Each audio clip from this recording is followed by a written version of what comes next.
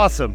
Well, I almost feel like after watching that video, I don't know. It's almost like you don't want to speak because the video speaks for itself on how far the FMMA has come in 10 years. But I need to time travel today, so I'm going to take you back a little bit further than that. For those of you who know that I am, you know that I was a part of the FMMA before the FMMA started. For those of you who don't know who I am, though, I want to give you a little bit of context about me today. So I'm a policy wonk. I'm a Capitol Hill geek that walks the halls of Congress and talks to Capitol Hill staff about how they should think about public policy, how they should talk about public policy, and where they should look to find the information to move things forward. In practice, that means that I educate 28-year-olds on Capitol Hill. I talk to kids that are in their first job. I talk to kids that don't have their first house. They don't have a family. They don't have much experience. They do have drive. They likely have good educations.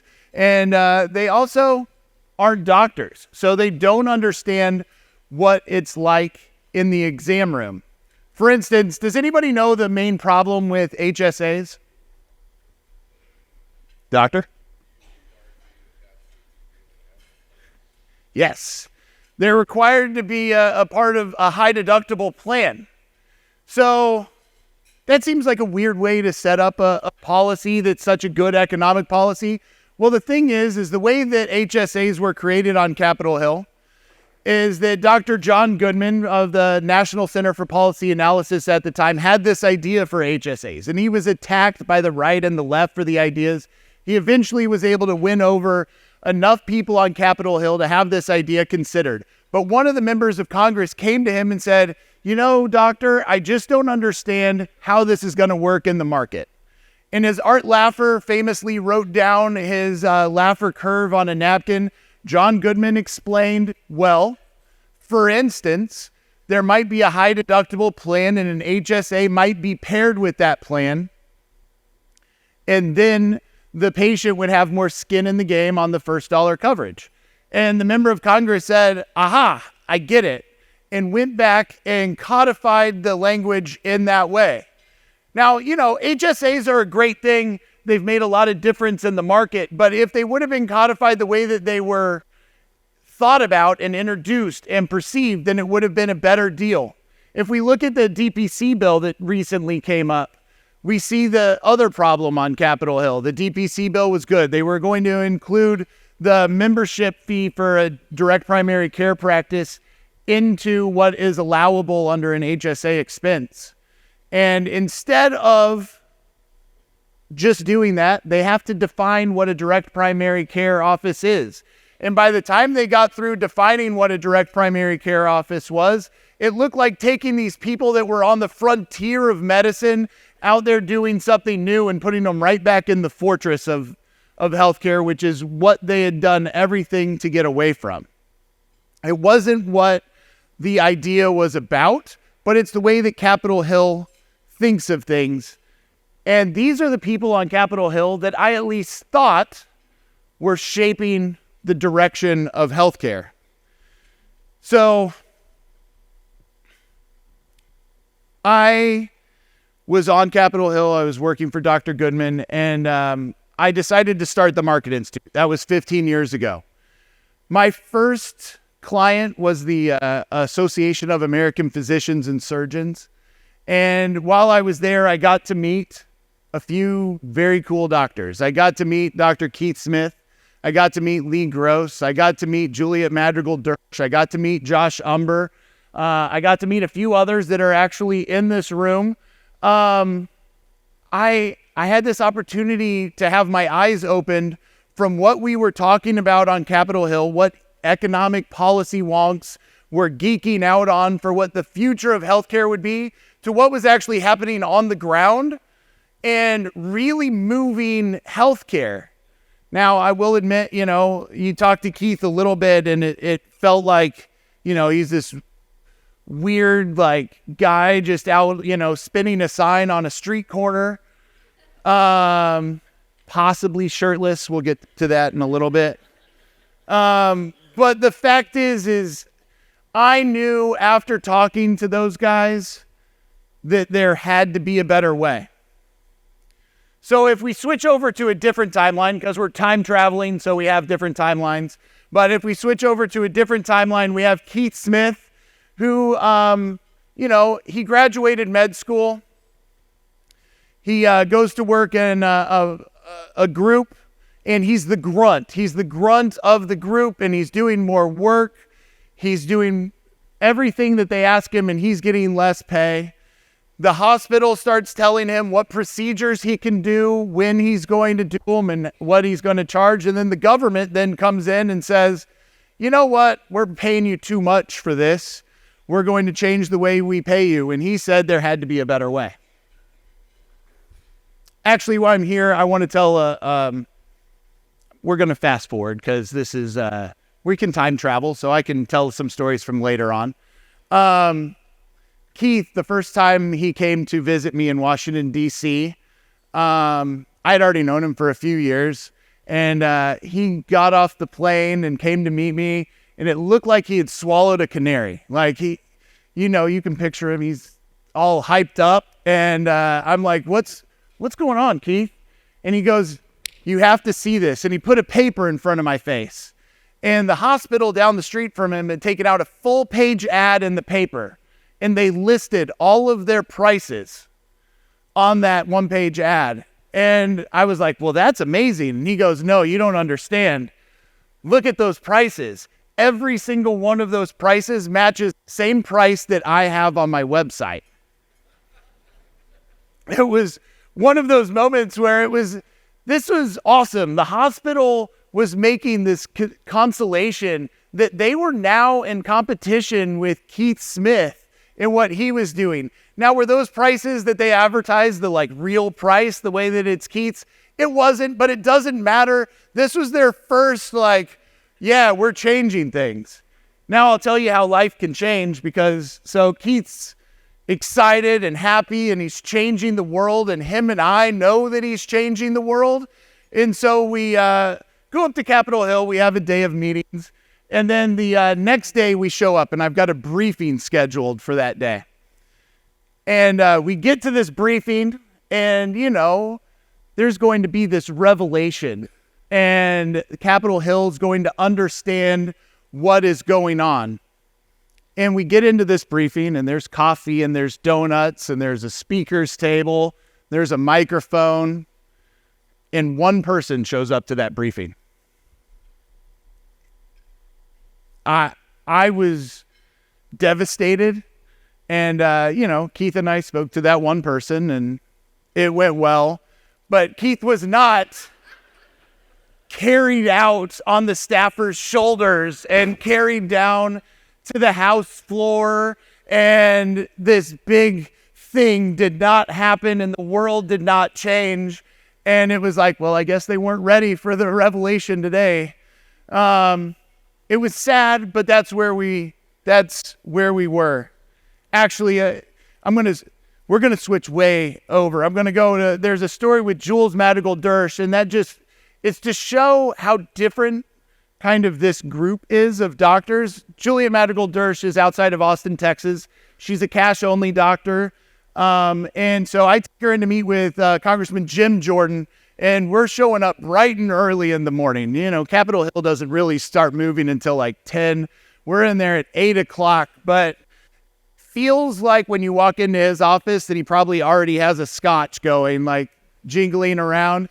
But it's a dark library office, nice leather chairs. And we sit down, and you feel like you're on Capitol Hill when you're in one of those offices. And Jules sits down. I had known her for a few years. I knew her basic business model. I had never been in a Capitol Hill meeting with her before. And I do a quick introduction. She starts, and she goes, "Hi, I'm Juliet Madrigal-Dersch. I treat billionaires and day laborers. If you have cancer, I'll make a house call. And if you're a missionary, I'll treat you for free." And then pauses. And she goes, "Unless you're Baptist, and then I charge you." And I was like, Congressman Jordan, like, it's 8 o'clock in the morning. He sat up. He was now 2 cups of coffee wired. And I sit up because I'm like, well, I haven't heard this part of your business model before, doctor. And she sits back in her chair and she was like, just kidding. I treat them for free too. It was awesome because they didn't have meetings like that. They have meetings from a large group of white coat doctors that come in and say how much more money they need for a plan that everybody in the world knows that they don't actually need it for and isn't going to help anybody. But this was a doctor that came into his office, not dressed in a white coat and not pretending to be something that she wasn't. She was having fun up there and trying to share the story of what she was doing differently. All right, let me switch timelines again because there's a third piece to this story. And so we have this other guy who's competing with the biggest businesses in the country. And he's seen the perverse incentives that are happening all over the place. And he's trying to fight them because these perverse incentives might be able to help his company. But the perverse incentives come at the cost of hurting his clients, hurting their employees, and hurting the community that he lives in. And he knows that there has to be a better way. So this is where we kind of get to bring these timelines together. Because Jay and Keith had already met. Were already working together. They both knew that there had to be a better way. But on Capitol Hill, I was at my wit's end.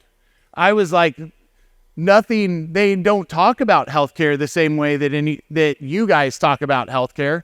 Nobody on Capitol Hill talks about healthcare the way that you guys are doing healthcare. We need to do something different. And that's when Keith said, well, I have somebody you have to meet.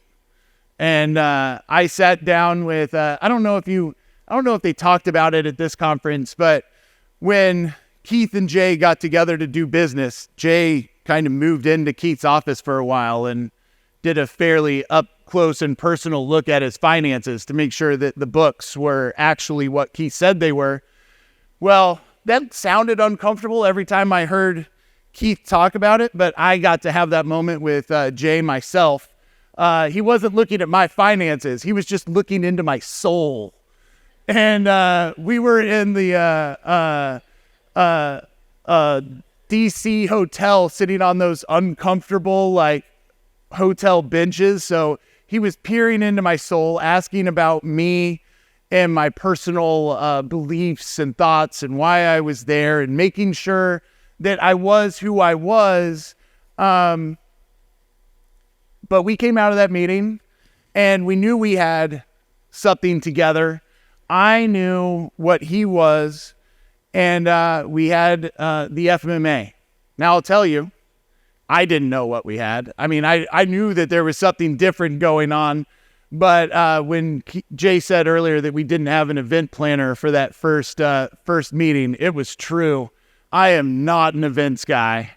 So fortunately, Megan, who I can't see, but she came to the rescue and was able to pull that thing off. She walked around that first meeting with a bullhorn in her mouth, keeping everything moving, everything going on time. It was amazing. So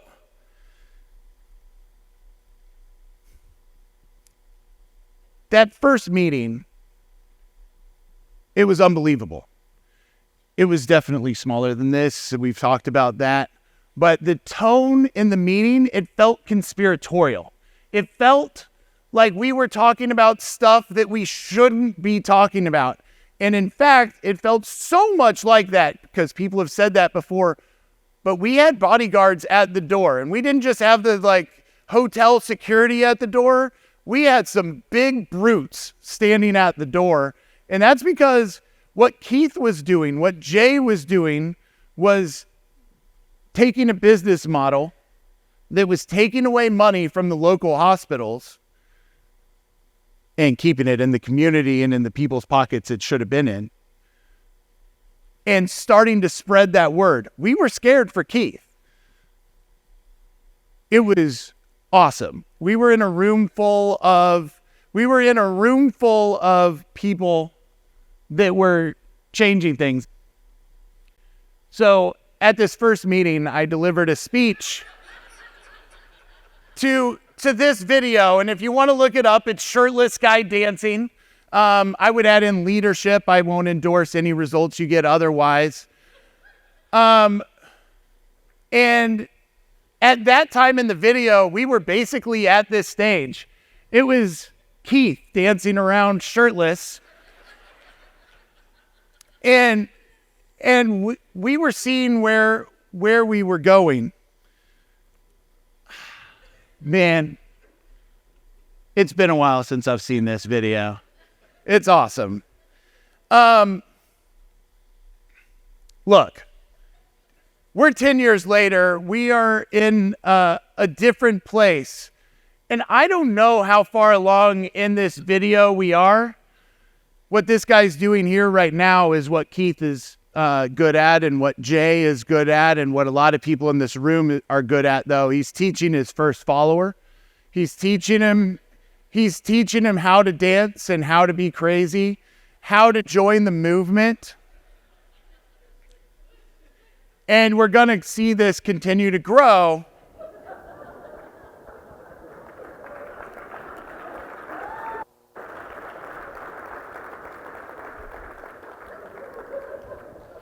So we still have revolutionaries, but as you can see, we now have more Keiths, more Jays, few more shirtless people. Oh man, we're getting to the party stage though, right? And I think that what we can see is that it's starting. And I can tell you as an economist, this has been both amazing and frustrating to watch. When you look at, scientists, if you're in college, you do studies on fruit flies because they reproduce over and over again. Healthcare is a slow market. Healthcare, there's fewer choices in the year. The changes happen slower.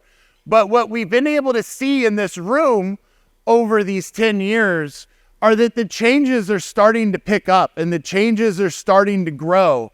And I can tell you the feeling in this room today is more like this than in that first room, because we knew that we were the one person out there standing up and dancing. And the nice thing about this, and the nice thing about where we are, is it's easier for people to come in and join the craziness now. And we can see that as an economist and as what markets do, that we are at that tipping point. We are, I don't know whether we're 1 year, 2 years, 10 years away from the tipping point, but we can see where we are. All right, I looked down to see more shirtless people dancing and saw myself. That was scary. All right, so we have more Keiths, we have more Jays. The question is, now we need to time travel forward, all right? And how do we do that? Well, part of it is we need to look at how we got here. I explained kind of how the FMMA started, but realistically, it's how did this room get here? It got here by a lot of people willing to take a lot of risks, a lot of people that knew there had to be a better way. It also took Keith Smith talking to people late at night. That first meeting, I believe that there was 2 other people that had Keith's business model, but they didn't just have his business model, they had his website. It was the exact same website that Keith had, and that's because he gave them permission to do it. He would mentor people, not for any charge, just because it helps them. He mentors people in his community. If you talk to Jay, at any time, he's traveling around talking about how other TPAs can do what he's doing. He will help them out as well, and that's what we need to do as a community to keep things going. Now, I can tell you what I do. I write a lot. And if you came by my booth, I've probably talked to you about it. But I think we need to start telling this story. One of the things I've at least mentioned once in this speech was Fortress and Frontier. And I really think that that's a way that we should be talking about healthcare, to show people this movement moving forward. When we previously in healthcare academics, and you've probably heard this term, there's islands of excellence, okay? And one of the interesting thing, and maybe one of the first times, I don't know, islands of excellence has been around for a long time, but academically, people were never able to draw lines between the islands of excellence. Now, I think that most of the people in this room could have drawn those lines, but I think it becomes easier to draw those lines when we think of it as the healthcare fortress and the healthcare frontier. We're all out there driving something. This is entrepreneurship. People finding new ways to do something, pioneering new industries, and really pioneering new ways to help patients. So when we're looking at this, there's these easy lines to draw, but it's time now to start telling people about it as well.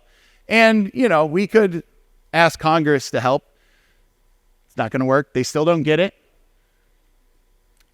We could just run our businesses, because I can tell you that from what I've seen, if you guys just keep doing exactly what you're doing, the world is going to change. I just want to accelerate it some more. So I think that we need to all take up what Keith does. I can tell you Josh Umber does it. If you ever want to see Josh Umber, you can text him at midnight. He'll text you back in about 2 minutes. I haven't texted him late enough. I think I got him at 2 a.m. one morning. The people that are driving this, the first shirtless people, are the biggest mentors. And I think that if we take up what they're doing, then we can go further. All right. So what I'm doing, you can mentor, but I can help you on this because we actually have funding for it. So for you, it's free. And if you want to do it on your own, let me walk you through how to write. And one of the things that I said the fortress and frontier, now we can draw a line that we're entrepreneurs. One of the things about that, though, is it's now time to start throwing up the smoke signals to show the people in the fortress where the frontier villages are and where we're sitting, and let them know what we're doing. So we do that by getting articles out there. So articles are pretty easy, and it's why I wanted to talk about them. I'll be quick. So we start with the lead. If you watch any YouTube videos, Mr. Beast, Mark Rober, whatever, you know how important the first 15 seconds of any video are. It's the same thing in an op-ed. You need to keep it tight, concise, and entertaining. Channel your inner Mr. Beast or your Dude Perfect or whatever you want. Be funny, be factual, and be short. So then we can move on to our fact. In the fact, we actually have to define our problem, and we have to start paying attention to word count. You don't have to pay attention to word count on your lead, but define your problem and pay attention to word count. So we only want 750 words. That means you can't talk about the problems you've had for the previous 10 years. You just only can talk about one problem, but you define that problem in the fact, and then you give them the fact and the fact and the fact. You keep repeating using numbers, using data, using stories. But you have to drive the message home. If it's worth saying, it's worth repeating, and you need to keep giving them different ways to think about these things. And then you have to come up with a solution. I know that's not fun, but a solution in an op-ed makes it an op-ed versus a rant. So you put your solution in, and if you need a solution, we have a public policy that we're working on right now. It's called the personal option. And the idea is that everybody in this room will support the ideas in the personal option, but you don't need to brag about the personal option. You can it's a way to make it the solution instead of the rant. And then you have to close it. This is what I like. It finishes your arc. And finishing the arc is important because anytime you tell a story, you have to go from point A to point B. And if you don't get to point B, your reader wonders what you were doing. So I always refer back to my initial lead. Now, I will admit, I write a lot. I write probably 60 articles a year. The Market Institute, we put out probably 150 articles a year, and I help doctors do 50 to 100 articles. So we write a lot. I tend to write with dumb pop culture references. I've added dumb Rick rolls to my op-eds. If you're not writing that often, you probably shouldn't be that cute. But at the same time, have fun with it. People want to be entertained. People want to read. And we also need to show them that the frontier, while we're not crazy, we do like to have fun. This isn't all about being serious all the time. And that finishes the op-ed. If you have questions about that, I just do it because I do think the way that this market grows is not with Capitol Hill. And once we take Capitol Hill out, we need to figure out what it is that we are, and then we need to tell the other people the same way you would with any business, but we need to use what we have. So let me tell one more story about Keith, because I think it kind of helps sum us up a little bit here.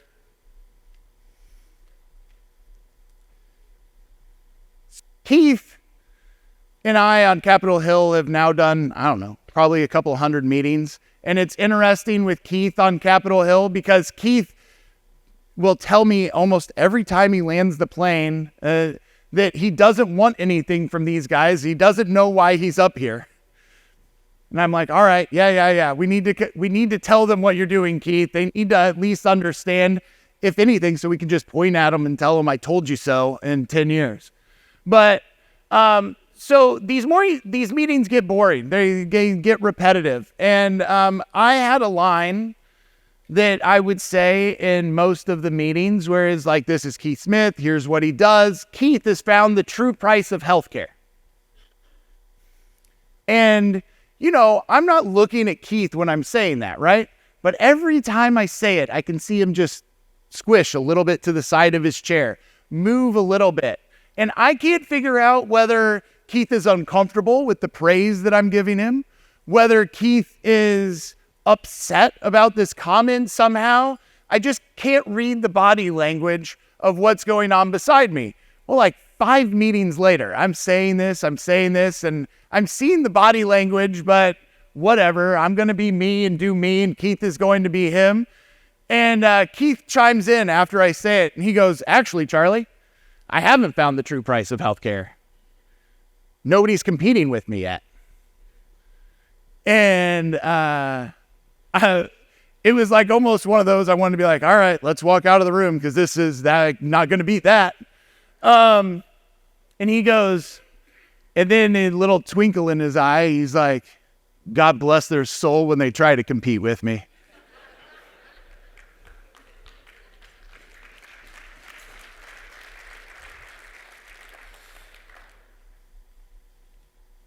So I'm going to wrap up. Actually, perfect time to wrap up. When we look around this room 10 years ago, nobody was competing. If we go back to 15 years, we didn't have the FMMA. Keith and Jay were kind of just starting off. When we fast forward a little bit, we start the FMMA. Small room. We now see this. And when you go through the room back there and you see that not only are there more Keiths and more Jays, but there's more of everything. What we have now is not a shirtless guy. We don't even have the little piece in there. What we have now is a movement, is an actual market. And so I'm not sure what we're going to see in the next 10 years, but I think that where we can all agree is where we believe that this market is going to go in 10 years and how much effort that we'll put into it to get there. So thank you, and I'll see you all in 10 more years.